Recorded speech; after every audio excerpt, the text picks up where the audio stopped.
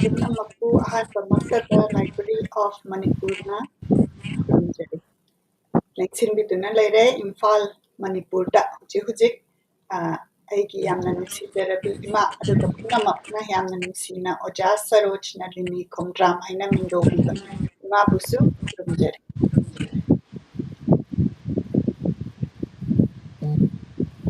ꯑꯩꯍꯥꯛꯅꯁꯨ ꯉꯁꯤ ꯇꯤꯟꯕꯤꯔꯤꯕ ꯑꯍꯜ ꯂꯃꯟ ꯂꯥꯏ ꯒꯨꯔꯨꯁꯤꯡ ꯏꯆꯥꯁꯤꯡ ꯏꯅꯥꯎꯁꯤꯡ ꯏꯄ꯭ꯋꯥꯁꯤꯡ ꯏꯁꯨꯁꯤꯡ ꯈ꯭ꯋꯥꯏꯈꯤꯕꯤꯄꯨ ꯈꯨꯕꯥꯝ ꯇꯔꯥ ꯂꯣꯟꯅꯖꯔꯒ ꯚꯛꯇꯤ ꯀꯠꯆꯔꯤ ꯄꯣꯛꯅꯥꯡꯖꯔꯤ ꯈꯨꯔꯨꯝꯖꯔꯤ ꯑꯩꯈꯣꯏꯁꯦ ꯉꯁꯤꯒꯤꯁꯤ ꯇꯦꯛꯅꯤꯀꯦꯜ ꯗꯤꯐꯤꯀꯜꯇꯤ ꯂꯩꯇꯅ ꯂꯥꯁ ꯋꯤꯛꯇ ꯂꯥꯏꯐ ꯇꯧꯍꯧꯗꯕꯒꯤ ꯉꯥꯛꯄꯤꯒꯅꯤ ꯑꯗꯨꯒ ꯍꯪꯕꯤꯔꯛꯄ ꯄꯨꯝꯅꯃꯛꯅꯁꯨ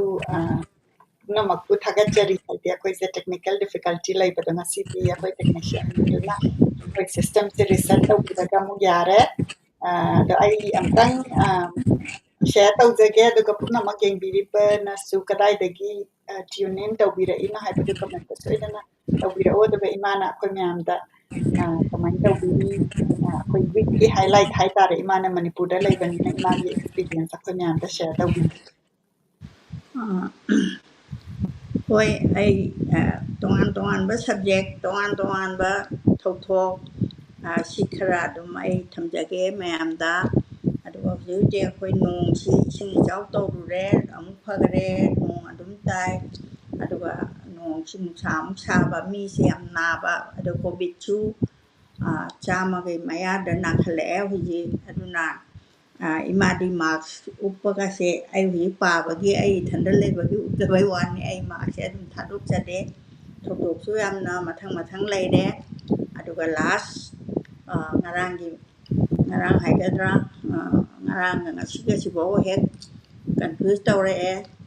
ꯈꯦꯇ꯭ꯔꯤꯃꯌꯨꯝꯒꯤ ꯑꯩꯒꯤ ꯏꯅꯥꯎ ꯁꯨꯕꯗꯅꯤꯒ ꯏꯅꯥꯎ ꯔꯟꯙꯣꯅꯤꯒ ꯉꯔꯥꯡꯁꯦ ꯍꯔꯥꯎ ꯂꯥꯛꯄꯤ ꯑꯩꯈꯣꯏꯗ ꯑꯗꯨꯒ ꯃꯥꯒꯤ ꯃꯥꯅ ꯏꯕ ꯑꯄꯨꯟꯕ ꯈꯣꯔꯖꯩ ꯐꯤꯛꯁꯟꯒꯤ ꯏꯟꯊꯣꯛꯅ ꯆꯥꯎꯈ꯭ꯔꯕ ꯂꯥꯏꯔꯤꯛꯁꯦ ꯑꯩꯉꯣꯟꯗ ꯒꯤꯐ ꯇꯧꯕꯤꯔꯝꯃꯤ ꯑꯩ ꯃꯌꯥꯝꯗꯁꯨ ꯎꯠꯆꯒꯦ ꯑꯩ ꯄꯥꯔꯛꯀꯦ ꯑꯗꯨ ꯉꯁꯤꯃꯛꯇꯤ ꯀꯩꯅꯣ ꯇꯧꯗꯦ ꯑꯗꯣ ꯃꯥꯒꯤꯁꯤ ꯍꯦꯛꯇ ꯑꯏꯕꯤ ꯑꯃ ꯑꯣꯏꯅ ꯌꯥꯝꯅ ꯃꯆꯤꯟ ꯇꯨꯝꯈꯠꯂꯛꯏꯕ ꯑꯗꯨꯒ ꯃꯥꯒꯤ ꯄꯥꯕꯨꯡꯗꯨꯅꯁꯨ ꯑꯩꯕꯨ ꯑꯍꯥꯟꯕ ꯑꯣꯖꯥ ꯑꯣꯏꯕꯤꯈꯤꯕ ꯃꯥꯏ ꯄꯥꯕꯨꯡꯅ ꯃꯛ ꯂꯩꯔꯝꯗ꯭ꯔꯒꯗꯤ ꯑꯩ ꯉꯁꯤ ꯃꯌꯥꯝ ꯃꯃꯥꯡꯗ ꯊꯣꯛꯄꯁꯤ ꯉꯝꯃꯝꯃꯣꯏꯅ ꯈꯜꯂꯤ ꯑꯩ ꯁꯩꯔꯦꯡ ꯊꯤꯍꯜꯂꯤ ꯂꯥꯏꯔꯤꯛ ꯄꯥꯔꯒ ꯃꯌꯥꯝ ꯈꯨꯝꯍꯜꯂꯤ ꯁꯨꯃꯥꯏꯅ ꯇꯧꯗꯅ ꯑꯩꯕꯨ ꯂꯝꯖꯤꯡꯕꯤꯔꯛꯄ ꯑꯣꯖꯥ ꯑꯍꯟꯒꯤ ꯃꯆꯥ ꯏꯕꯦꯝꯃ ꯏꯇꯣꯟ ꯇꯣꯟꯕꯤ ꯑꯣꯏ ꯂꯩꯔꯝꯃꯦ ꯏꯕꯥꯅꯤ ꯍꯧꯖꯤꯛ ꯌꯥꯝ ꯀ꯭ꯂꯣꯖ ꯇꯧꯗꯅ ꯃꯆꯦꯗꯒꯨꯝ ꯇꯧꯗꯅ ꯃꯥꯅꯁꯨ ꯈꯜꯂꯦ ꯑꯗꯣ ꯃꯥꯏ ꯂꯥꯏꯔꯤꯛꯁꯤ ꯃꯌꯥꯝꯗ ꯑꯩ ꯎꯠꯆꯒꯦ ꯁꯤ ꯃꯥ ꯄꯣꯔꯛꯄꯅꯤ ꯈꯨꯠ ꯅꯥꯝꯃꯅꯒ ꯄꯥꯏꯈꯠꯄ ꯑꯩ ꯉꯝꯗꯦ ꯌꯥꯝ ꯂꯨꯝꯃꯤ ꯂꯃꯥꯏ 1,000 ꯍꯦꯟꯅ ꯄꯥꯟꯕ ꯂꯥꯏꯔꯤꯛꯁꯦ ꯃꯥꯒꯤ ꯑꯄꯨꯟꯕ ꯁꯤ ꯑꯩ ꯄꯥꯔꯛꯀꯗꯣꯔꯤꯕꯅꯤ ꯃꯊꯪ ꯑꯗꯨꯅ ꯇꯥꯏꯇꯜꯁꯦ ꯀꯔꯤꯅꯣ ꯏꯃꯥ ꯈꯦꯇ꯭ꯔꯤꯃꯌꯨꯝ ꯁꯨꯕꯗꯅꯤꯒꯤ ꯑꯄꯨꯟꯕ ꯈꯣꯔꯖꯩ ꯃꯥꯅ ꯏꯕ ꯃꯌꯥꯝꯗꯣ ꯀꯂꯦꯛꯁꯟꯅꯦꯕ ꯑꯗꯨ ꯌꯥꯝ ꯆꯥꯎꯅ ꯐꯖꯅ ꯐꯣꯡꯉꯤ ꯁꯥꯍꯤꯇ꯭ꯌꯗ ꯃꯣꯏꯒꯨꯝꯕ ꯑꯃ ꯊꯣꯔꯛꯄꯁꯦ ꯌꯥꯝꯅ ꯀꯩꯅꯣꯅꯤ ꯑꯗꯣ ꯏꯃꯥꯕꯨ ꯇꯝꯕꯤꯔꯛꯄ ꯑꯣꯖꯥ ꯁꯤꯗ ꯃꯥꯒꯤ ꯐꯣꯇꯣꯁꯦ ꯑꯣꯖꯥ ꯑꯍꯟꯁꯤꯅ ꯑꯩꯁꯦ ꯌꯥꯝ ꯂꯨꯅ ꯇꯧꯕ ꯑꯗꯣ ꯃꯥꯅ ꯂꯨꯅ ꯇꯧꯕꯤꯕꯒꯤ ꯃꯇꯤꯛ ꯑꯩꯁꯦ ꯁꯤ ꯇꯧꯄꯅꯦꯅ ꯑꯩꯅ ꯈꯜꯂꯤ ꯀꯣꯟꯊꯪꯗ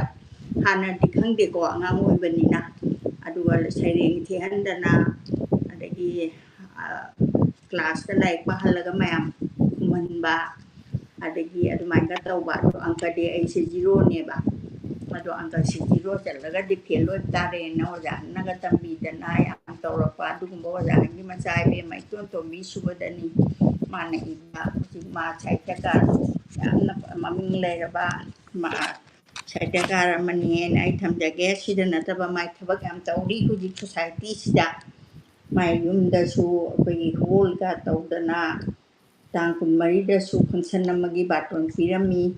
ꯑꯗꯨꯁꯨ ꯑꯩ ꯆꯠꯀꯦ ꯍꯥꯏꯅ ꯈꯜꯂꯤ ꯀꯅꯥꯒ ꯆꯠꯃꯤꯟꯅꯗꯣꯏꯅꯣ ꯍꯥꯏꯅ ꯑꯩ ꯈꯜꯂꯤ ꯁꯨꯃꯥꯏꯅ ꯇꯧꯗꯅ ꯉꯔꯥꯡ ꯅꯍꯥꯟꯒꯤ ꯋꯥꯐꯝ ꯈꯔ ꯑꯩꯅ ꯊꯝꯖꯔꯦ ꯄꯨꯝꯅꯃꯛ ꯈꯨꯔꯨꯝꯖꯔꯤ ꯑꯗꯨꯗꯤ ꯏꯃꯥ ꯑꯩꯈꯣꯏꯒꯤꯁꯤ ꯄ꯭ꯔꯣꯒ꯭ꯔꯥꯝꯁꯤ ꯑꯩꯒꯤꯗꯗꯤ ꯄꯨꯡ 9:13 ꯆꯠꯂꯦ ꯑꯗꯨꯗꯤ ꯍꯧꯅꯕ ꯇꯧꯔꯁꯤ ꯏꯃꯥꯗ ꯁꯤꯟꯅꯖꯔꯒꯦ ꯉꯁꯤꯒꯤ ꯄ꯭ꯔꯣꯒ꯭ꯔꯥꯝ ꯄꯨꯝꯅꯃꯛꯄꯨ ꯈꯨꯔꯨꯝꯖꯔꯤ ꯂꯣꯏꯅꯅ ꯑꯩꯅ ꯃꯥꯗꯔ ꯇꯦꯔꯦꯁꯥꯁꯦ ꯑꯩꯅ ꯄꯥꯝꯖꯕ ꯑꯗꯨꯒ ꯑꯣꯖꯥ ꯑꯩꯈꯣꯏꯒꯤ ꯅꯨꯡꯁꯤꯖꯔꯕ ꯑꯣꯖꯥ ꯏꯕꯣꯟꯕꯤꯅꯁꯨ ꯃꯥꯅ ꯇ꯭ꯔꯥꯟꯁꯂꯦꯠ ꯇꯧꯕꯤꯗꯅ ꯑꯃꯨꯛ ꯃꯩꯇꯩꯂꯣꯟꯗ ꯍꯟꯗꯣꯛꯇꯅ ꯏꯕꯤꯔꯝꯕꯗꯒꯤ ꯑꯩꯒꯤ ꯂꯥꯏꯕꯛ ꯌꯥꯝ ꯐꯕ ꯍꯥꯏꯕ ꯇꯥꯔꯦ ꯑꯩꯅ ꯄꯥꯖꯔꯤꯁꯦ ꯑꯗꯨꯅ ꯑꯍꯥꯟꯕꯃꯛꯇꯗ ꯃꯥꯒꯤ ꯀꯩꯅꯣꯁꯦ 18 ꯁꯨꯕ ꯆꯦꯞꯇꯔ ꯐꯥꯎꯕ ꯂꯩ ꯆꯦꯞꯇꯔꯁꯤꯒꯤ ꯃꯅꯨꯡꯁꯤꯗ ꯂꯣꯏꯅ ꯄꯥꯕꯗꯤ ꯑꯣꯏꯊꯣꯛꯇꯕꯅꯤꯅ ꯑꯩꯅ ꯑꯍꯥꯟꯕ ꯄꯥꯈꯤꯕꯁꯦ ꯃꯥꯂꯦꯝꯗ ꯈ꯭ꯋꯥꯏꯗꯒꯤ ꯁꯛꯇꯤ ꯂꯩꯕ ꯅꯨꯄꯤ ꯍꯥꯏꯁꯤ ꯑꯍꯥꯟꯕꯗ ꯄꯥꯖꯈ꯭ꯔꯦ ꯑꯅꯤꯁꯨꯕꯗ ꯑꯩ ꯀꯥꯂꯤ ꯏꯃꯥꯁꯦ ꯑꯩꯅ ꯌꯥꯝꯅ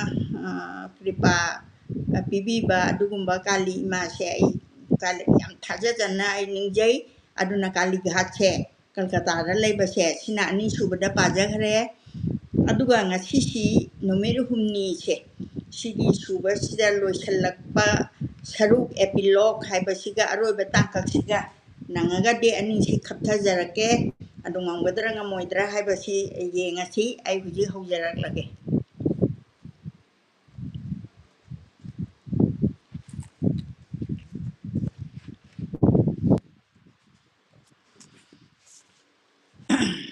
ꯃꯈꯥ ꯆꯠꯊꯖꯔꯛꯄ ꯑꯣꯏꯅ ꯂꯣꯏꯁꯤꯜꯂꯛꯄ ꯁꯔꯨꯛ ꯑꯦꯄꯤꯂꯣꯛ ꯃꯍꯥꯛ ꯃꯁꯥꯃꯛꯀꯤ ꯃꯔꯝꯗ ꯏꯕ ꯅꯠꯇ꯭ꯔꯒ ꯃꯍꯥꯛꯀꯤ ꯂꯥꯏꯔꯤꯛ ꯑꯃꯠꯇ ꯀꯩꯗꯧꯉꯩꯗꯁꯨ ꯄꯥꯗꯦ ꯍꯥꯏꯅ ꯃꯥꯗꯔ ꯇꯦꯔꯦꯁꯥꯅ ꯑꯩꯉꯣꯟꯗ ꯏꯇꯠ ꯇꯠꯇꯅ ꯍꯥꯏꯈꯤ ꯑꯩꯉꯣꯟꯗ ꯍꯥꯏꯕꯗꯤ ꯉꯁꯥꯏ ꯏꯕꯤꯔꯛꯄ ꯑꯏꯕ ꯀꯩꯅꯣ ꯅꯕꯤꯟ ꯆꯥꯎꯂꯥꯁꯦ ꯁꯤꯒꯤ ꯋꯥꯁꯤꯅꯤ ꯁꯤꯗ ꯊꯝꯕꯤꯔꯤꯁꯦ ꯀꯩꯗꯧꯕꯒꯤ ꯄꯥꯗ꯭ꯔꯤꯕꯅꯣ ꯍꯥꯏꯅ ꯍꯪꯕ ꯀꯥꯟꯅꯗꯦ ꯍꯥꯏꯅ ꯍꯪꯂꯝꯗꯦ ꯄꯥꯒꯦ ꯍꯥꯏꯅ ꯅꯤꯡꯂꯐꯥꯎꯗ ꯃꯍꯥꯛ ꯃꯁꯥꯅ ꯇꯧꯒꯗꯕ ꯑꯁꯦꯡꯕ ꯊꯕꯛ ꯑꯗꯨꯗꯒꯤ ꯊꯩꯗꯣꯛꯇꯨꯅ ꯄꯨꯡ ꯈꯔ ꯐꯥꯎꯕ ꯀꯥꯏꯊꯣꯛꯄ ꯄꯥꯝꯂꯝꯗꯦ ꯑꯩꯗꯤ ꯃꯥꯏ ꯊꯕꯛ ꯑꯁꯨꯛꯀꯤ ꯃꯇꯤꯛ ꯌꯥꯝꯈ꯭ꯔꯦ ꯃꯥꯅ ꯚꯥꯔꯠ ꯕꯔꯁꯁꯤꯗ ꯂꯥꯛꯑꯀꯥꯟꯗ ꯂꯩꯇ ꯂꯥꯏꯔꯕ ꯑꯗꯨꯒ ꯁꯣꯔꯣꯛꯇ ꯌꯥꯏꯍꯤꯞꯇꯅ ꯁꯤꯕ ꯃꯇꯝꯗ ꯀꯗꯥꯏꯗ ꯂꯩꯒꯦ ꯈꯪꯗꯕ ꯄꯨꯝꯅꯃꯛꯇꯣ ꯃꯍꯥꯛꯅ ꯌꯨꯝ ꯃꯅꯨꯡꯗ ꯐꯃꯨꯡ ꯃꯊꯛꯇ ꯑꯔꯣꯏꯕ ꯌꯥꯏꯍꯤꯞ ꯇꯥꯍꯟꯈꯤꯕ ꯄꯨꯝꯅꯃꯛꯁꯦ mana loina pamamba thabakse mana matam je kaithokpa atoppada kaithokpa pamlamde haijaba ai matam leiba khibikta changadaba matamgi maramda khali karigumba kanda yamlaba pung ama phabo mahakna aina hangba wang singgi paukhum pi nanaba natraga haki thajaba singa du handokna haina naba matam kaithoi madu khangduna mangkhiba matam ko khatnanaba mahakna athengba ing phawba surami ibani wari watai sanabagi matam madu yani makai tension nanaba honarami Mother Teresa ne mahak wari watai sanabagi khwaidagi phaba matam ase khoi ani lam chalminaba matam dane haina thuna khanglaklami aidi travel toba matam dadi ma thabak to ya de dana maramasina mahak aiga mahaka hek ngamni makai lam chalmina na honarami aidi masida so khoina Mother Teresa gi akhoida pi riba moral sida nataba mahak ki maramda iriba nupa sikanano haibado aikoina yam sengna masak thorei nomagi numi ungba matungda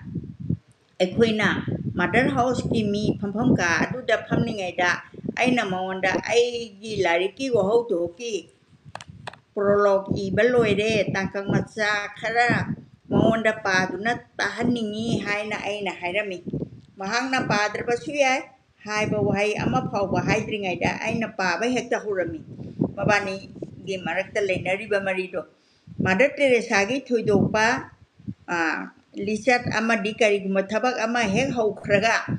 kanagumba amaga wari sanaba haukraba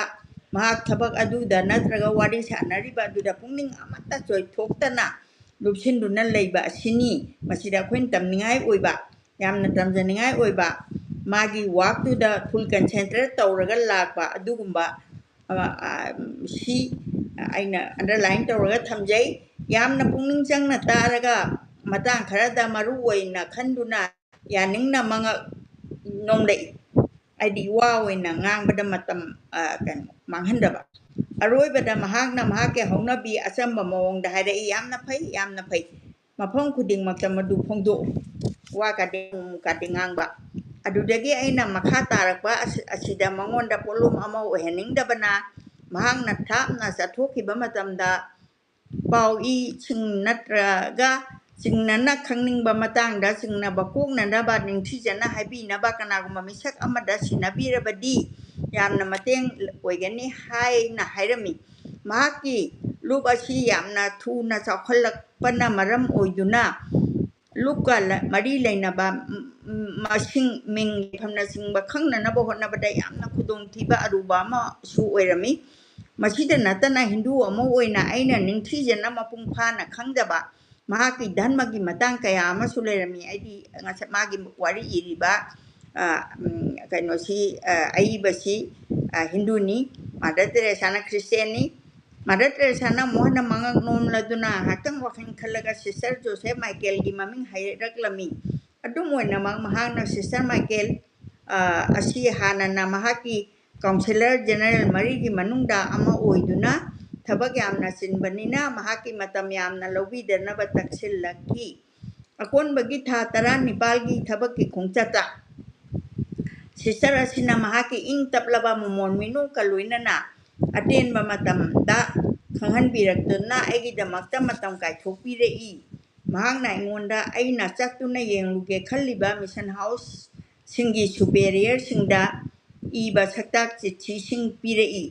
Cicing adu yaw drabadi makoina aina hangba wahang singi pakom sing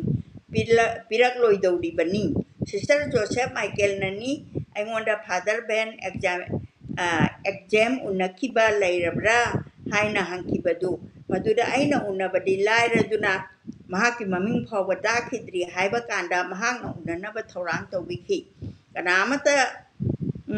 nanate father ben exam ni Mother Teresa ge angan ba matam gi lambi sembi ba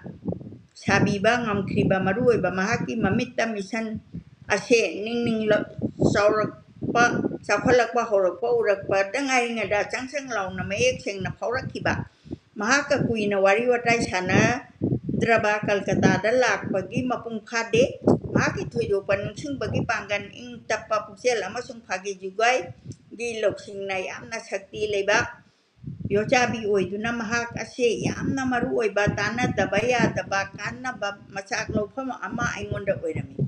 matang kaya da koina wari watai sana ba ase asumna hogani nume yungba matungda kari thokraba ge haibadu aina nangonda haikrabara mahak na irai laina hoki ba sayol da thoki ba thodok ama mama ngai sai ni pu nadra madude yen ba da thoki ba dauna mari makong taglei Madudagi mahak na Mother Teresa gi maramda anobo wapong khara phongdorakani natraga mahak na Calcutta purit oiringai da thoki ba nungai khraba thodo amagi wari lirakani sori sanari ngai manungda father ben exam na Mother Teresa gi punchi da yamna maru oiba matang sing lakiba sing aina khangho raroi da basing adu taglai kari kumba matamda mahak wa nganghan badakana gani haina khanba mi khara so aingonda haibire aina lariga se phongbi gadaba kangbu da senadringai mamangda akon ba oina Mother Teresa ga unagi ba se megi tang ani lisingama chamapan maudrani thoidani numit ado bharat punamakta gi lakpa mahaki regional superior singa meeting amal leibana mahak thabak yamna silami mahang na meeting adu dagi ngahatang thorak laga aingonda mahaki nungdang waram gi like khorambal o loiraga unaba yagani hairami asum legado sarupudi thabak adu yawge haina leblami aibena matam ayamba sarupda kumna yengba atenba matam kharagi mamangda maha California gi laisang amada kanna na duna leidu haibase aina thajaba warami chengna haibada sarga gi thongak liba Saint Peter di kari mata thorang toram de kui dana mahaki thabak tawba horak laba matungda yamna kanna arum lai horak thibage haibado amukhak mahak nai ngonda wari lirak thibadu ningsingi manghagi taibang amada mahak na Saint Peter gi mamang makta yawna sakhi mahak na sargadadi laira nangba kungna taba sorge amot pa mafam leitabanina sargagi magi kenodo magi miengdo haidiba chargadadi akoi saisira slum ga leiga sileite hariba yumda hallo haina maonda hairaki mahagna maduda yamna sauki sarga si mahake sogorgi leita laira mina kungna taba ꯑꯃꯣꯠꯄ ꯃꯤꯁꯤꯡꯅ ꯄꯤꯛ ꯊꯜꯍꯟꯒꯅꯤ ꯍꯥꯏꯅ ꯃꯍꯥꯛꯅ ꯈꯨꯝꯂꯝꯃꯤ ꯃꯁꯤꯅꯅꯤ ꯀꯥꯂꯤꯘꯥꯠꯇ ꯀꯅꯥꯒꯨꯝꯕ ꯑꯃꯅ ꯊꯣꯏꯗꯣꯛꯅ ꯂꯩꯇꯥꯅ ꯅꯨꯡꯉꯥꯏꯅ ꯁꯤꯔꯕ ꯃꯇꯝꯗ ꯁꯤꯁꯇꯔꯁꯤꯡꯅ ꯍꯥꯏ ꯑꯣ mahak momon nokna nokna sakredo mahak Saint Peter gida chumdring chatna naba ticket pangkrabani Saint Peter edi aki ken sarga gida Mother Teresa na life kuram lingai da yeng ba set thoyo hendo na top top experience amani karigino harabada mahak di matam asida isorga amata oina lei matam aduda mai concentration mai self concentrate tawringai matam do matam aduda kana mata na karimata maru oide mahak makok laibak sokna nongna kuram jaba matam da mahak ki kathopa do mapung phana pung kathopani mana tawri badu yeng bada matau karamna kana gumba amana nungti ngang na ba wahi wata da ma bu sandok na takuna hogadawri banu haina ai isa maktal ising lak hangjada bangamde mahak lai pokti nate adubu mahak lausing laibi wakhan thopi adubu lam kayada mayam gayam namane alam kayada mayam gayam namane taseng aidi ordinary singani taseng namak mahak thabak yamna sui thabak oina pangthok pada mahi yali mahak awang ba bisabidaloy da tamlakhiban nate anmagi lairik sing da natana atai lairik sing yamna panabagi matam sulai khide adorabadi mataw karamna kanagumba amana mahak na pangthokhiba matam chupagi oina ningsing ningai oiba thodang sing asini haina sandokna takpa ngamgadara missionary sing lairiba sing asi amaga hathengna na mari leinade amasung makhogi tawangamba pangal amasung piriba sapu ado amaga sumanade nupi asi gi wakhal miengi mapandagi ngasi hingliba misingi aurang khorang ba saba phangdaba anaba mama mapana singba kana amata leijedraba sing chak tang ba amasung khudong thiban nanglaba sing isorgi khusem natraga miyoibna semba ani makta oiba yai makhogi awana khara makhai di mahang na hatheng nang na ko na bo honna ribra makhoi na maru oina mieng thamduna tawkiba mi singi masinga se lising kaya ni milen phawi ubi yai masigi mathakta thawin chin pikhiba mi kaya masulekre Mother Teresa ga mu unna khidriba chumna lairikta natraga magazine da mahaki maramda iba pa ba mi kaya su makhoi masama karigumba khara tawna na ba thawin chin pikhrabani mahak na altar gi mamangda khurukuda kunduna lai khuramba aina kari atopa amato gadage khanki khangba ngamdaba adhyatmik atma gyan haiba isorgi oiba sikarino aina singna duna leiba si sandokna takwa oina mahakna matang amada amukhak hairei aidi sembiba mapugi makhutna pairiba pikraba pencil amagumba khulai amani ngasi phawbada isorna aikhoi bu khulai oina sizinaduna aikhoi ase kaya da sonkraba amasung mapung khidraba no haibadu taktuna mahaki nonupa mataw uli mahakna masi sumnagi machinna ngangbagi wa nate mahak tasengna masi thajei mataw karamna kanagumba atopa amana mahakna pangthokhiba thoidopa thabakpu sandokna haiba ngamgadage chaisida ina amuka hanjana paningba matang ma yaujari Mother Teresa lai kuramni ngaida yengbasi thodo handopa topa experience amani karigumba da isor ga amata oina lei matamadura kana mata namaru oide mahak makok leibak ta kathokpa du mapung phana thenglaga kathokpani mana aina tawribadu yengbada mataw karam nagumba mana nungti ngang na ba wahai amabu sandokna taktuna hogodarubano haibase ai isamaktan ningsinglak hadna hangjada bangamde mahakti laipokti nati haibase aina khitang haijaningi se laipok haibase akoina sum tamjarapada yamnadi maguleraba misakni akogi Mother Teresa nagi ibidi banna binjawlaji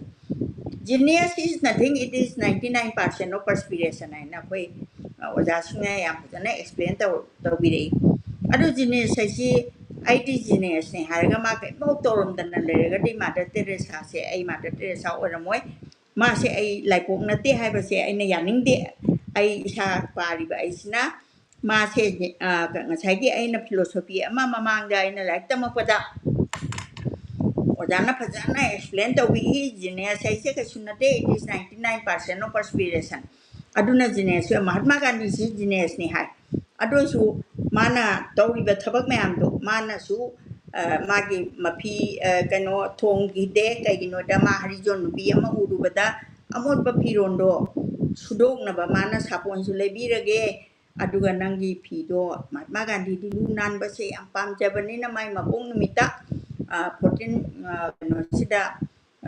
cleanness day कायने याम चांग पांगथोमी matam amada khunggang sing sida paska ta dana Mahatma Gandhi di kan popon numise second October or male aduna madai du suma khoi naina rai Mahatma Gandhi he ho badai nan loi bong naina ma da Mahatma Gandhi se genius ne ma gi thabak sina loi ra kan o ma se lai pok amani mana matau karamna ma su ina kara khun bai mung du da phajaba ka dong ning dana ka do ma am chat li se pam da dana अमोटपा चाबा फंगद्रबा हनचांगबा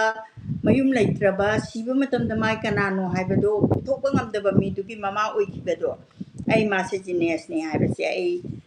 पारी by लमहेनबा तागद्रा आई मासे लाइपोंगनते हाइबसे आई याजनिंगदे महाग लोखिंग लेबी वाखल थोपीनी अदुबु lump कयादा मयांगा यामना माने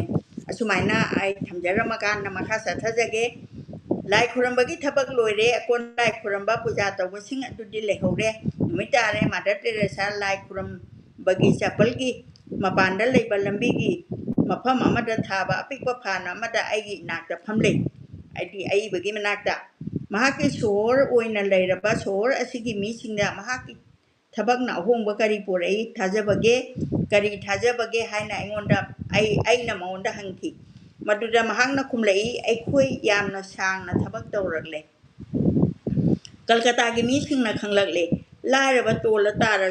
basingbu nungsiragle sorokta kanamatta siraktre kariguma mafam amadagi kanagumba amana nupa adu lokhatlaga mabu aikhoi gi dapu birakani aina angangsingna ahal oiraba singbu soroktagi lokhatlaga kaligat tapurakpa ure Tuan badhan masat pami khudingmak thabak asina saruk ya balai makoina hai Mother Teresa akhoi gi mateng pang ba pami makoina leitalara tola tara basimu sokna samna ba pamdaba tawribra ne tawriba thabak ase afaba adu asi maduni masi maphamadai punamak susap mane asuna Bengal gi ima haina ko bada karimata kano ngakningai leite mama ikhang haudana makha thang leimai gi ka tu thong jau dagi laurei sisara mana Mother Teresa ta sangni ba malai haina ta na balai mahak na kuntha na ba khanghali mahak Mother Teresa khatara wa haiga da hai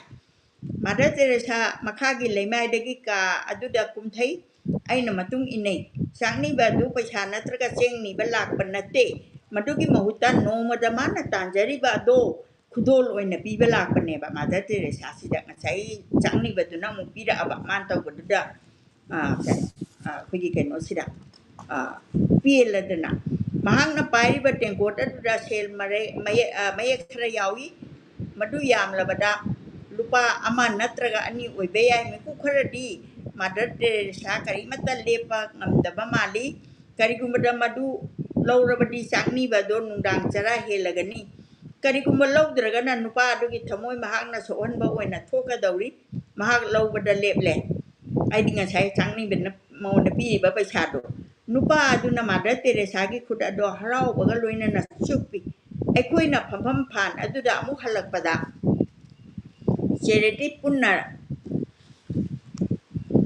charity na punna lemina duna sister nimlabu makhoi superior general oina khalami madugi matungda lagliba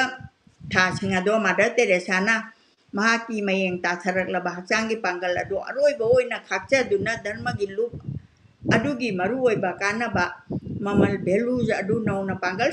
shakti haplaba aduga loina na mahaki mohut silawadoriba makhoi masagi manungdagi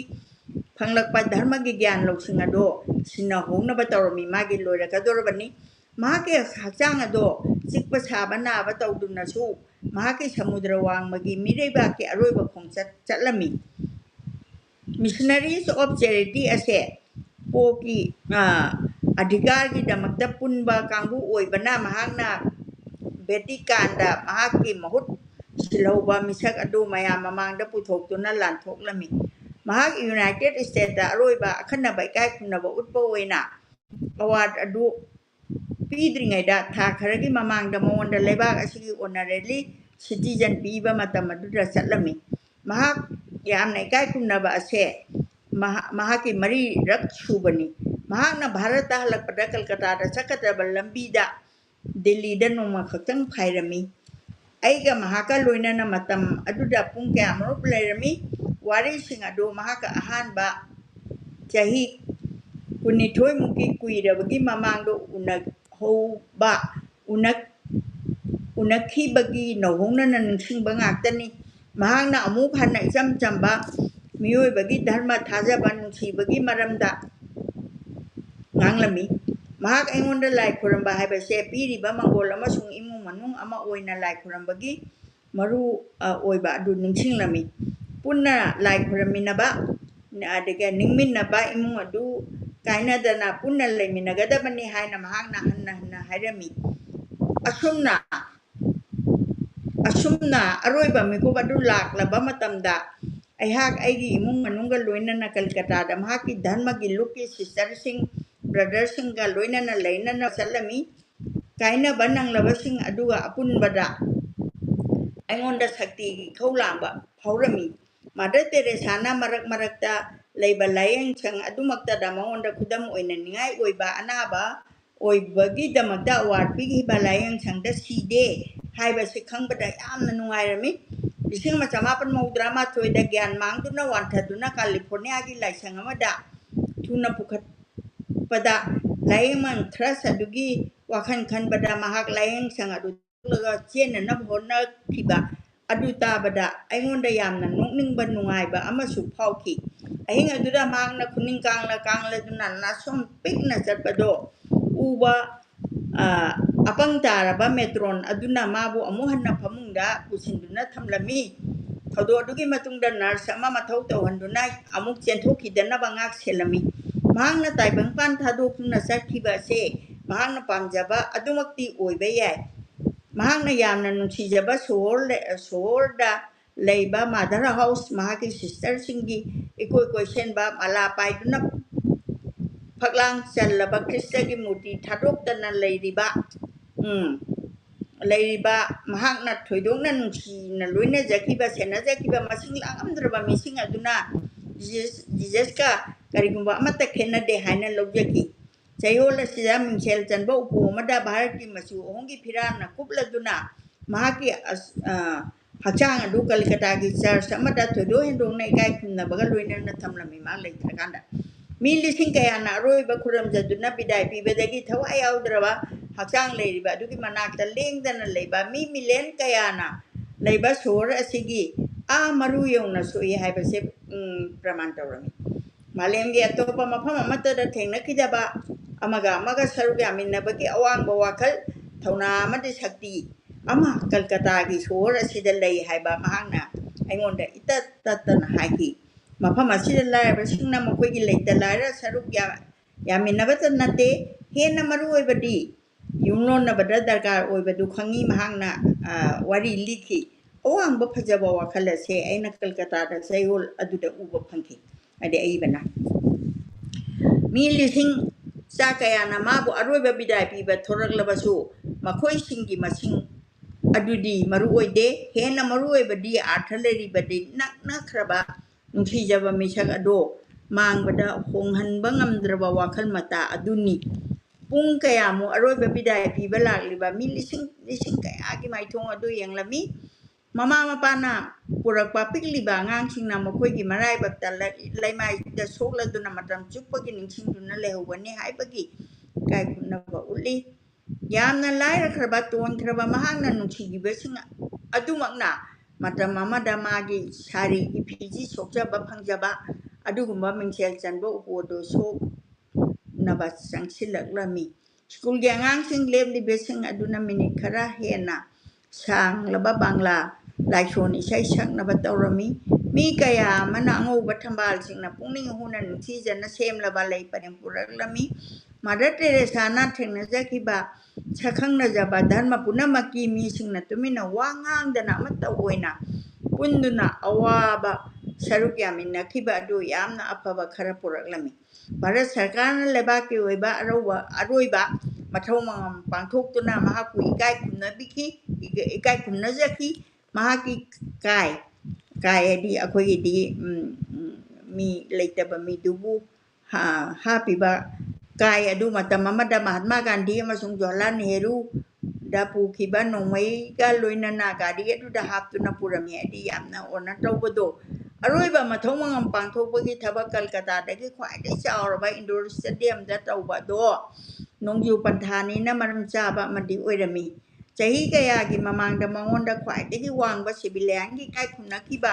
ꯚꯥꯔꯠꯀꯤ ꯔꯥꯁꯇ꯭ꯔꯄꯇꯤ ꯑꯃꯁꯨꯡ ꯄ꯭ꯔꯙꯥꯟ ꯃꯟꯇ꯭ꯔꯤꯅ ꯃꯍꯨꯠ ꯁꯤꯟꯗꯨꯅ ꯁꯔꯨꯛ ꯌꯥꯈꯤ ꯀꯥꯔꯗꯤꯅꯦꯜꯁꯤꯡꯅ ꯄꯣꯞꯀꯤ ꯃꯍꯨꯠ ꯁꯤꯜꯂꯗꯨꯅ ꯁꯔꯨꯛ ꯌꯥꯔꯝꯃꯤ ꯃꯥꯂꯦꯝꯒꯤ ꯇꯪꯈꯥꯏ ꯑꯃꯗꯒꯤ ꯂꯥꯛꯄ ꯄ꯭ꯔꯦꯁꯤꯗꯦꯟꯠꯁꯤꯡ ꯄ꯭ꯔꯥꯏꯝ ꯃꯤꯅꯤꯁꯇꯔꯁꯤꯡ ꯃꯍꯥꯔꯥꯅꯤꯁꯤꯡ ꯑꯃꯁꯨꯡ ꯑꯈꯟꯅꯕ ꯔꯥꯁꯇ꯭ꯔꯗꯨꯁꯤꯡꯅ ꯃꯈꯣꯏꯒꯤ ꯃꯅꯥꯛꯇ ꯃꯈꯣꯏꯒꯤ ꯏꯀꯥꯏ ꯈꯨꯝꯅꯕ ꯎꯠꯄꯤꯅꯕꯒꯤꯗꯃꯛꯇ ꯈꯛꯇ ꯆꯠꯈꯤꯕ ꯅꯠꯇꯅ ꯂꯥꯏꯔꯕ ꯇꯣꯜꯂ ꯇꯥꯔꯕꯁꯤꯡ ꯃꯈꯣꯏꯒꯤ ꯃꯔꯛꯇ ꯅꯥꯏꯇꯣꯝ ꯇꯥꯗꯨꯅ ꯂꯩꯔꯤꯕꯁꯤꯡꯒꯤ ꯃꯔꯛꯇ ꯀꯔꯤꯒꯨꯝꯕ ꯈꯔ ꯇꯧꯕ ꯗꯔꯀꯥꯔ ꯑꯣꯏꯕꯒꯤꯗꯃꯛꯇ ꯆꯠꯆꯈꯤꯕ ꯅꯨꯄꯤ ꯑꯁꯤꯗ ꯁ꯭ꯔꯗꯥꯟꯖꯂꯤ ꯀꯠꯂꯝꯃꯤ ꯊꯧꯔꯝ ꯑꯗꯨ ꯆꯠꯅꯕꯤ ꯃꯇꯨꯡꯏꯟꯅ ꯇꯧꯗꯕ ꯌꯥꯗꯕꯁꯤꯡ ꯑꯁꯤ ꯏꯆꯝ ꯆꯝꯕ ꯃꯑꯣꯡ ꯑꯅꯤꯃꯛ ꯌꯥꯎꯅ ꯄꯥꯡꯊꯣꯛꯂꯝꯃꯤ ꯚꯥꯔꯠꯀꯤ ꯂꯥꯟꯃꯤꯅ ꯌꯥꯝꯅ ꯅꯤꯡꯊꯤꯖꯅ ꯁꯤꯜ ꯂꯥꯡꯗꯨꯅ ꯄꯊꯥꯞ ꯅꯥꯏꯕ ꯊꯧꯔꯝ ꯑꯣꯏꯅ ꯆꯠꯊꯔꯝꯃꯤ ꯐꯝꯄꯥꯛ ꯑꯗꯨꯒꯤ ꯃꯈꯥꯗ ꯅꯤꯡꯊꯤꯖꯔꯕ ꯃꯈꯣꯏꯒꯤ ꯐꯤꯖꯦꯠ ꯂꯩꯇꯦꯡꯒ ꯀꯥꯔꯗꯤꯅꯦꯜꯁꯤꯡ ꯑꯃꯁꯨꯡ ꯏꯆꯝ ꯆꯝꯕ ꯈꯨꯠꯅ ꯁꯥꯕ ꯍꯤꯒꯣꯛ ꯃꯆꯨꯒꯤ ꯁꯥꯔꯤ ꯁꯦꯠꯄꯤ ꯃꯤꯁꯅꯔꯤꯁ ꯑꯣꯐ ꯆꯦꯔꯤꯇꯤꯒꯤ ꯁꯤꯁꯇꯔꯁꯤꯡꯅ ꯐꯝꯂꯤꯕ ꯑꯗꯨꯗ ꯀꯥꯏ ꯑꯗꯨ ꯊꯝꯂꯝꯃꯤ ꯈ꯭ꯔꯤꯁꯇꯥꯟ ꯙꯔꯃꯒꯤ ꯑꯣꯏꯕ ꯃꯤꯌꯥꯝ ꯄꯨꯟꯅ ꯂꯥꯏ ꯈꯣꯏꯔꯝꯃꯤꯟꯅꯕ ꯑꯗꯨꯒꯤ ꯃꯥꯡ ꯊꯥꯔꯒ ꯕꯪꯒ꯭ꯂꯥ ꯍꯤꯟꯗꯤ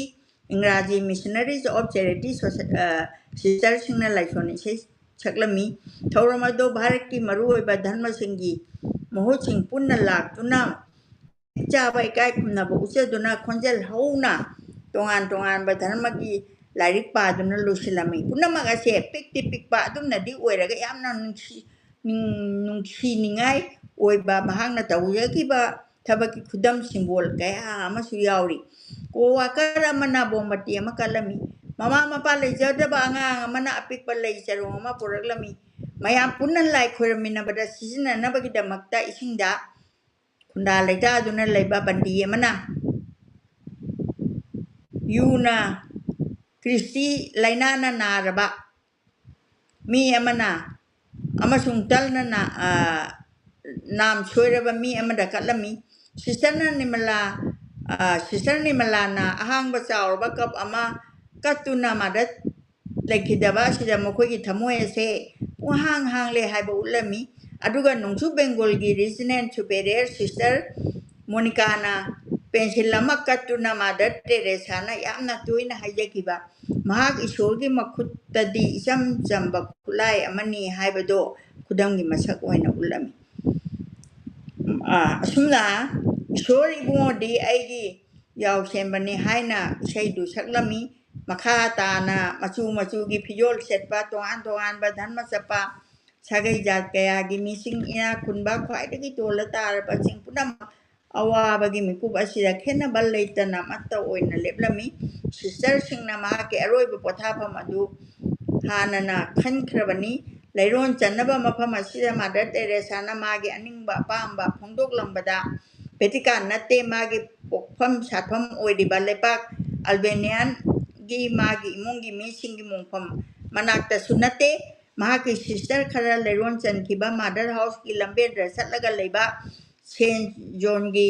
ꯆꯔꯆ ꯐꯥꯎꯕ ꯅꯠꯇꯦ ꯃꯥꯗꯔ ꯍꯥꯎꯁ ꯑꯁꯤꯃꯛꯇꯗꯅꯤ ꯃꯤꯁꯅꯔꯤꯁ ꯑꯣꯐ ꯆꯦꯔꯤꯇꯤꯒꯤ ꯕ꯭ꯔꯗꯔꯁꯤꯡ ꯐꯥꯗꯔꯁꯤꯡ ꯀꯥꯏ ꯑꯗꯨ ꯊꯥꯡꯊꯔꯛꯄꯗ ꯃꯇꯝꯗ ꯕꯤꯜꯗꯤꯡꯒꯤ ꯃꯄꯥꯟꯗ ꯂꯩꯔꯤꯕ ꯚꯥꯔꯠꯀꯤ ꯂꯥꯟꯃꯤꯁꯤꯡꯅ ꯕꯦꯡꯒꯨꯟꯅ ꯂꯥꯁ ꯄꯣꯁ khongduna nongmai kap laga salami tawduna makhoi aroiba kai khumnabadu ulami sister kangbu amana mamita mapita aduna Mother Teresa na thawai tajaba laisoni sei saglami Calcutta ke Archbishop na ingna tamna masinda mantra sonduna aroiba ya phamangol pirei adudagi lagliba mi khudimak thamoi chungna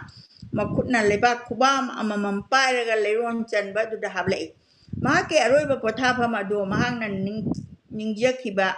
ga chunana isam chamba bilamati ki momkhamni masi amata ngairaba leiteng haibabu mathakta marble mapak amada mahake maming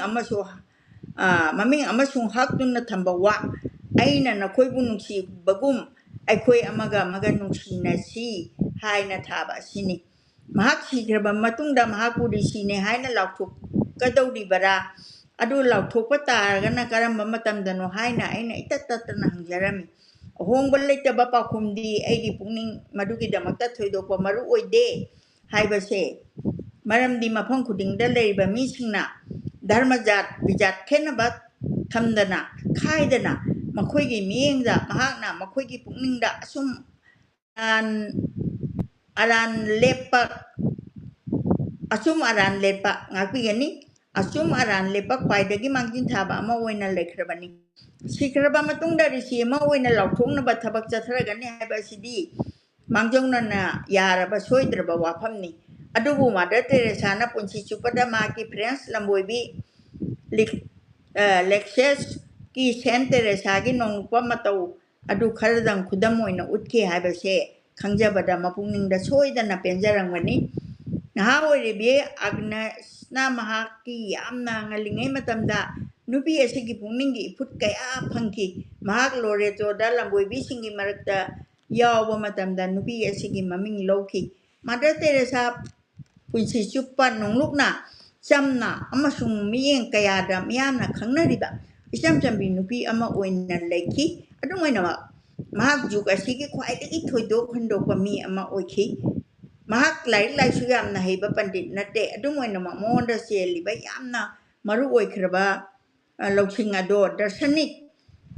rishi amagi gum ari philosophy do amagi gumba pangal shakti lei mahangna amukta khongthang masa amatang thangjen ba haiba se thajei adungoina mahangna lu kharba thabak mayam ama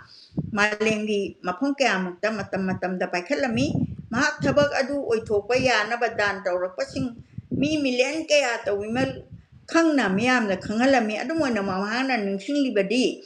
Kalikata gi nupa masa amagumna mahak lupa amakha kathokhlambagi damakta nupa masa amagumna mangonda lupa amakha kathokhlambagi damak mihumni chumna sidni chakhidaba duni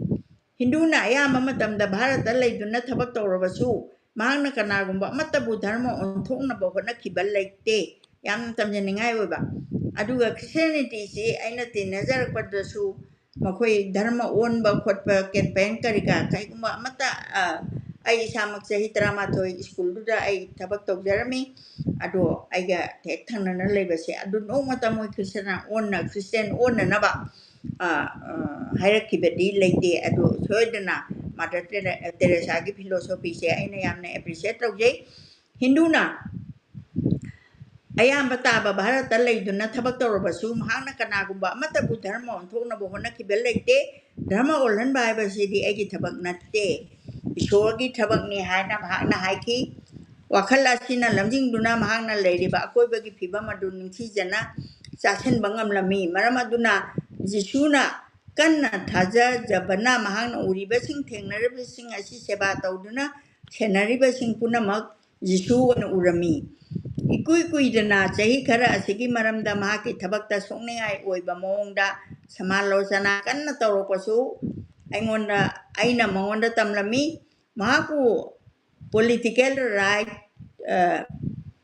wing kangbuga yam naksina loina bagidamakta samalojana tawrami yananingai oiba mafam kharagidamakta mahak thabakase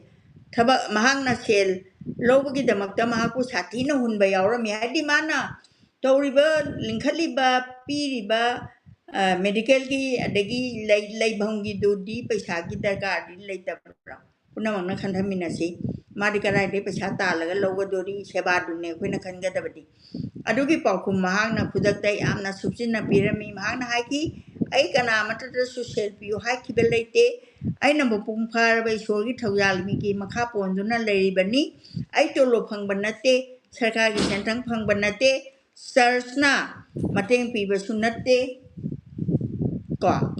pi ba sunat kari na ta phang banate mi na aingonda sel kachage harabadi madu ai gi punggi asumaran lepchana ba lokhingi makha ponduna dan oina lobba yai अशुगुम दान तौरप असिना वाखल अमसुंग थमोगी शांति फंगननबगिदमक्ता लारबसिंग बुथाकनबा लालिबा मिसम लिसिंग लिसिंग कया असिगा कमदौना खेनरिबनो अखोइना कनागुम अमतबु फै फते चुमी लाले हाइबगी हक लेते इसोर खक्तना असुमरान लेवकदबनी असुमना मसिगी धर्मगी लुब असिकदोमदा चथगरकदौरिबनो थजौना मटिक लेबी पुनमकी पुंगनिंगदा थौइसिन पीबा ngambi lup asi hodok lambi masi ningsing baga loinana sithaba hokhargadra haina ibena sumagi kano haijabani loisalakwa phauja ai jathajage lamai chani ka kunthra taro ba saruk hauratuna missionaries of charity ki thabak thoram sing ase marai chai tharak lagadra aina wang sing ase mangonda tatatana hanki kon bada mahang taibang thadok kadaba tha kharagi mamangda aina duma hankiba mahang nairaki haukrabagi di loikrabanina aina kari sukhande hayeng haiba sila kadori bani adudagi mahang na samtharalami thabak ase ishorna mangonda ishori bungona mahak na tawbani mahak na soidana tawrakani aikhoina tawgada bahaibabu aikhoigi wasak adunga tuna ꯊꯕꯛ ꯇꯧꯕ ꯍꯥꯏꯕꯁꯤꯅꯤ ꯑꯩꯈꯣꯏ ꯍꯧꯖꯤꯛ ꯆꯍꯤ 50 ꯃꯄꯨꯡ ꯐꯥꯔꯦ ꯍꯥꯏꯕꯁꯤ ꯅꯍꯥꯛ ꯈꯪꯂꯕ꯭ꯔꯥ ꯑꯗꯨꯒ ꯁꯥꯡꯂꯕ ꯃꯇꯝ ꯑꯗꯨ ꯐꯥꯎꯕꯗ ꯃꯥꯂꯦꯝꯗ ꯇꯣꯞ ꯇꯣꯞꯄ ꯋꯥꯁꯛ ꯑꯃ ꯄꯨꯟꯗꯨꯅ ꯄꯨꯛꯅꯤꯡ ꯍꯛꯆꯥꯡ ꯂꯨꯞꯅ ꯀꯠꯊꯣꯛꯄꯒ ꯂꯣꯏꯅꯅ ꯈ꯭ꯋꯥꯏꯗꯒꯤ ꯇꯣꯜꯂ ꯇꯥꯔꯕ ꯂꯥꯏꯔꯕꯁꯤꯡꯒꯤ ꯂꯦꯝꯅ ꯁꯦꯕꯥ ꯇꯧꯕ ꯑꯃꯠꯇ ꯉꯥꯏꯔꯕ ꯙꯔꯃꯒꯤ ꯂꯨꯞ ꯑꯣꯏꯔꯤꯕꯅꯤ ꯑꯩꯈꯣꯏꯅ ꯋꯥꯁꯛ ꯑꯁꯤ ꯄꯨꯟꯗꯨꯅ ꯍꯦꯛ ꯂꯩꯔꯤꯕ wasak asina punduna hek leiriba makai aikoi isana khanjaduna lairaduna dum leiri makai thabak asi adum chathakigani aikoi isana khanjaduna lairaduna dum leiriba makai thabak asi adum chathakigani punama pukharam jari matang asida aroiba sarukti loijare adu mathakta leiriba singse makha chatharak pa aidi mathangi thangjadadi ai si chathajararoi aduga marak ki oina yam important oiba khoina yam tamningai oiba mioiba mana kathokpagi changse loiramdaba sarukse aina marak ta oina mention jage haijabaga loina punama pukharam jari no jari bhakti kachari imabu kurumjari imana akhoi mayamda pabitena akhoi mayam jaraba book mata rasaki book si author mana panjarabata Dr. Thakchom Ibohanbina translate tawbirakanda akhoi mayamda tahanbi akhoi na ang akhoi ki translator Dr. Thakchom Ibohanbi magi picture si zoom out on kan tawjarake masigi picture si larik asi phongna mitkanam kiba picture ni aduga akhoi mayam amtang thagat minnasi akhoi gratitude minnasi Dr. Thakchom Ibohanbi Simasi akhoi first Manipuri Writer Academy award phangkhiba the literary criticism category da hajak tare sini message article si ayat na ipau the Chronicle News oinam mission na ikiba article 2022 ki article da ki lothuk japanin Manipuri language si 1972 da recognized tawraba haibadi academy na recognized tawraba matungda Dr. Thakchom Ibohanbi sina first Manipuri writer ni Sahitya Academy Award phangkiba masi literary criticism ki category da haijabatare maduda phangkiba award sigi lyrics biographical literature title Manipuri da Punsi Wariki Sahitya haiba larik sida thangibani aduga akhoi author si 1961 da Thokjom Lukhoi amadi RK Lembi Sana Singjamai Jongtham Lekai da pokibani aduga Associate Professor and Head of Manipuri Department of DM College of Art dagi retired tawbani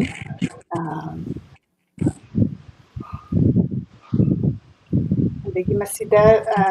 author na yamna magi work sing haijaba tare yamna Manipuri larik excuse me lay ragasu aina amtang khara khangkatlaga akhoi mayam khangminasi Manipuri Sahitya Itihas haibasi 2015 da co-writer oina ibiki Manipuri Grammar amasung Composition 2012 da published tawki Council of Higher Secondary Education Manipur na duga angamba matamgi Manipuri Sahitya Imagery 1997 da pongki Banga Bandugi Leibakta 2002 da Pongki Masigi Lariksi Imanasu Karapabikre Koina feature Tawbeki Library of Manipurna Sagol Gari Tauba Gulam Din Amasung Atai Wari Kara 2013 da Masi Warisi Paningi Yamnungarangadabu Mali Makers of Indian Literature Madhav Ram Wahengba 2016 da Ibiki aduga Manipuri da Punsi Wariki Sahitya 2017 da aduga akoigi Manipur State Kala Academy Award Literature si 2007 da Pangbiki bani aduga Dr. Saram Mukta Sahitya Manasu 2005 da Pangki adugi larik sina Banga Bandugi Leibakta haiba larik siki oina manasi Pangbiki bani Naharol Sahitya Premi Samiti Imphal na Jananeta Hizam Irabot Manasu 2019 da magi larik Manipur da Punsi Wariki Sahitya ki damakta su recognize tawbi ki ada yamna aina pabung aina kausabani ada magi maramda tabakan mas akhoi ki Manipur ki literature gaps kari gap lay habasi yamna identify tawba ngamba haiba tare ko aduda matamduda mana Manipuri literature ki sidaisda kano yamna advance yamna poetry short story novel travelogue sinadi yamna advance oina koigi collection sida laire adubu literary criticism sida gap lay haise mana madu ubadagi mana mu hoziki larikse ibiki baneba Manipuri literature da mana criticism works biographical literature sida kya laite na khanbadagi aduga mu imana ngasi khangachariba akogi translated book Mother Teresa ki se sisu akoina Manipur da gap se lai baneba sigumba larik se ado basi ubira kanda translation gi khanbira akanda magi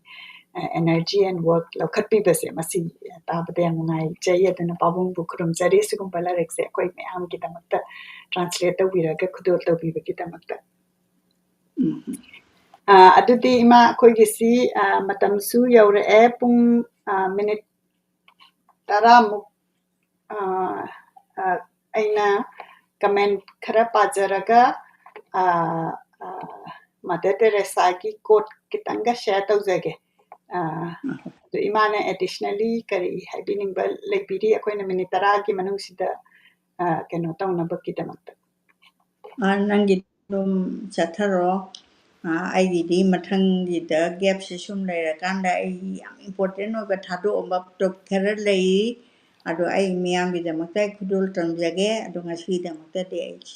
tension jage dagi akhoi yengbiriba pumnamakpu thagachari akhoi online amadi offline da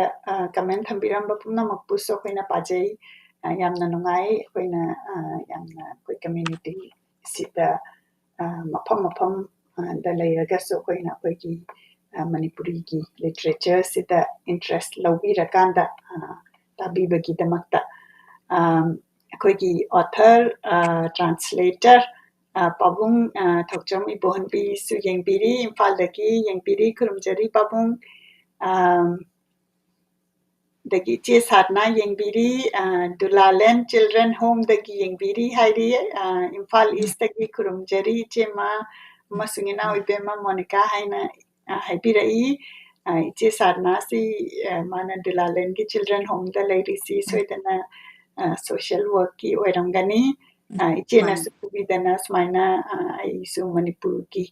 mafam khara akoina conflict ki matamda aina matung injaraga ichena tauriba work to akoina kitang ujaba phangi sumai tawdana akoi manipur ki any problem haibetare ko awatpa gap leibase chen chawba mayam se chongtho akanda kingsen bibase sisina akoi manipur si so chahi waraga su akoina mapan gi lamda sum expect tawbase masi thado ga akoi ki manung da leiba akoi ki mi singsina help tawna base masi oina amplify tawbase masi pame akoina mapan gi mi dagi ke haitare chala kanda awaba matamda expectation tawrise pipiraktabra dusu questionable ni adubu akoi ki manipur ki angangdagi ahandagi chongthorakanda akoi ki awaba mayam sita mateng pangbibase masi akoina yamna thagatpa aduga akoina recognize tawbase masi hellagadi akoi masense hena nungsinaba henganena khal Nirmala RK Nesi Yengbiri Hallup Imphal dagi Nesi happy belated birthday Nesi ki birthday oikre dagi Lairen Lakpam Ibetho Yengbiri watching from Palace compound dagi Kesi Pansangna very nice to hear such a beautiful voice at the old age of Iche Chaubi long live and happy rai magi damakta dagi Thank you. Dagi Arifam Yengbiri Mother Teresa greatest mother haina ibirai Hamom Pramod Yengbiri Kurumjari Ma Madam Khetrimayum Subudani Laiki matang da su khangjare soidana tajagani haina ibirai asa imana ahobada share tawbibaduni ado imana tharakpa photo to ai amtang uchage akoigi library da smaina collection se pipirakpagi yamna nungai oja subadani gi magi collection se full loina chauna thambado madu phai akoina any reference tawba kanda duna aina su look forward tawi haijabata magi phone da mana thakibane silere sigi picture si imana tharakpani yamna nungsi adagi ngasai aina comment YouTube ki comment anawbada akoigi episode numit kapase sigi maramda ngangkiba episode ama gita comment tawrakpani Ravikan Khetrimayumna always wanted to discover and learn about Numit Kappa. Thanks, Aina Ibirai. Adagi episode masina karamana khangda dubo anyway all episode tani Thangjam Rebina Devina akoigi literature program sitaraba matungda mana inspiration to write in Manipuri poem aina ibirai and smaina iba akoigi expressions akoi tawmina si akoina library of Manipur na hujuji akoina tilaw thokchatri atupu akoina collection of akoigi particularly akoigi Manipur ki handaki lan haibetare masida reflect tawrakanda akoina larik ama phongbagi kano lei agenda leijai adu masida su saruk yabiyu smaina poem adagi short story akoina na feel tawba experience tawba se English ta irakanda akoina world ki damakta khangnanaba Manipur ki story se mi ataina haiba nataba Manipur ki mina own story se lizabada adugumbagi so ꯑꯗꯨꯃꯥꯏꯅ ꯃꯤꯟꯅꯁꯤ ꯑꯣꯖꯥꯕꯨ ꯈꯨꯔꯨꯝꯖꯔꯤ ꯍꯥꯏꯅ ꯏꯕꯤꯔꯛꯏ one ꯖꯦꯖꯤꯅ ꯌꯥꯝꯅ ꯊꯥꯒꯠꯆꯔꯤ ꯍꯥꯏꯅ ꯑꯩꯈꯣꯏꯒꯤ episode amada amuk ibira'i adagi imphaldagi mayam tabiri Manitomba Manipurdagi tabiri adagi akhoi going inward hairiba akoina reflect tawbagi program sidasu akoina karma krishna gi matangda akoina nainaba masida hare krishna hari bol haina ibira'i dagi ayauba maitaina yamna nungsi ima animak yamna mengna sumna ngangbasi tadaba kuire onthokna magun laikre hauchiki naha aikhoina tamjahausi haina ama ibira'i adagi akhoina buddhism gi ngasai gi haise spiritual program se khara masida mayamna handaki recently da tabi masi akhoina awana se sumna ngakpakanda akhoina yamna question se hangakpa haitare ko akhoi si kanano life se la ise karigino kaina akhoi awa na se urakanda sum hangakpagi madugumba male aina sum khanjabani ko ai samaksu maina hangjai aduna masi spiritual program se handa khara dum hena mayamna jingbi ado Buddhist ki si akoina kuigraba episode ne tu buhandak yamna kanna adum tabiri kurumjari panthopa adagi Buddhist ki pamjai namo buddha kain haibasu yawi adagi Krishna ka Buddhist ka ki episode se tau basida koi ki masi ipwa ina haiba tare ipwa mana yang kanna saurai machin thiba wangangaga kedabagi migi laining laison promote tawrinoina do masi mi ki apambani magi pukning santi ama phangagadi mana chatningba laining laison da tum chacha basi kesu kaide na khanjai koi aina chatpa lambi du da mina chatre na koi masense adon khanaraga legadra haibadugi question duni adagi konsamgi keno Sylvester manamuk positivity behind the screen between from two pure soul thagachari haina ibire masigi episodes aina pabunga yamna tidi ngomba mana keno se kuiraba matam mamangda tawkibane ado chudum nauna dum tabiri imagi di ojani dana ado aina mane tamba kanda oja mangina linguistic department da moi oja ni leirame ado oja mangina maruina aina yamna thajajaba ado yamna sumba ama oja sumde haiba nate atopa singde ai ka khangjade ado oja na di takpi badu phajana linguistic se akoi yam kana haiba natraga su ai pass mark ti adum B+ yaudraga su B de adum phangi adumai tawraga linguistic tamme literature tamme adagi akhoi makhan che adum subject se tare nipan adumai khaidoga tamakpane akhoina master tam kanda ado aina amuk sigi footage sida yamna akhoi comment anauba lakpasida aina amuk menyoda mo hange papung kamain tawri papung dong akhoi mayam se kahaini akhoi na wana si sum urakpasida sum life ki maramda question answer ga naina base da papung dong amuk naina se hayo the kamain tawri ena adugi akhoi na sinna papung tawri kai gino akhoi na spiritual programs sida sukhara akhoi kitang yang tamina bahai tare ko akhoi ngasi imana ga mo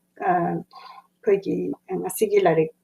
Mother Teresa gi khangkali se amaram da spirituality rom da khoi na life se adugi maram da khalak pado adune ba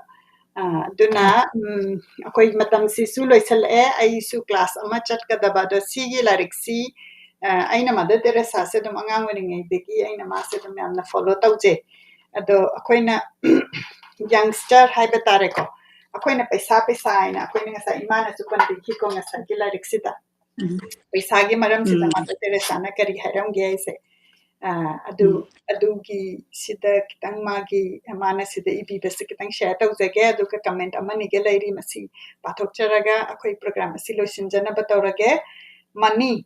I never give it a thought. It always comes. We do all our work for our Lord. He must look after us. If he wants something to be done, he must give us the means. If he does not provide us with the means, then it shows that he does not want that particular work. I forget about it. Edi mana paisa se mana thabak ama tawning bakandana paisa se dum line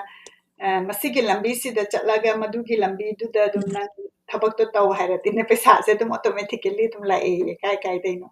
adugane mana tawning thabak amada paisa se aduda changadabase laktragadi mana mai wakhansida oh sidi line aingonda tawranu haira male na mana awaina khandokko ko yamna phajaba kainoni yam phajaba akoina paisa ina yamna wanarise adagi amana yam fikna muk masigise when one comes in touch with money one loses contact with God. May God keep us from that. That is to be preferred. Ina akoina paisa sida paisa da henna kano mikara gadi lai ga samna basi tanga mu tadla I habdo adu ni mana ibirisi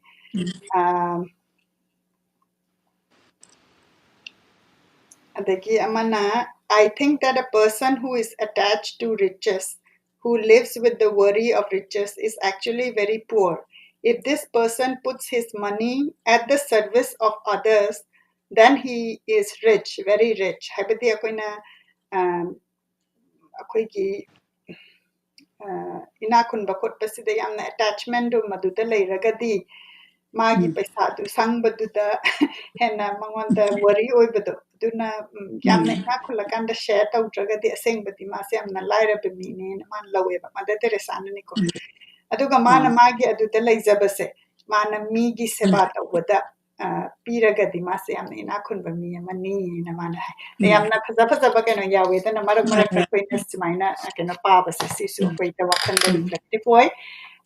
do minute taraga minute tara chatle aigida do aise class ama leiba aduna amuk ai adu chena batawrage